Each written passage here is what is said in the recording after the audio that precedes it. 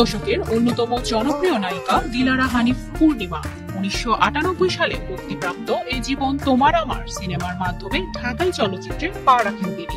2010 সালে শ্রেষ্ঠ অভিনেত্রী হিসেবে পান জাতীয় চলচ্চিত্র পুরস্কার। চট্টগ্রামে জন্ম হলেও বড় হয়েছেন ঢাকাতেই। লাল দরিয়া, মনের মাঝে তুমি, মেঘের পরে মেঘ, হৃদয়ের কথা, আকাশ ছোঁয়া ভালোবাসা পূর্ণিমা অভিনীত চলচ্চিত্রগুলোর মধ্যে অন্যতম। রবীন্দ্রনাথ ঠাকুর ও কাজী নজরুল ইসলামের গল্প অবলম্বনে নির্মিত চলচ্চিত্রেও অভিনয় করেছেন তিনি। চলচ্চিত্রের পাশাপাশি নাম লিখিয়েছেন নাটকেও।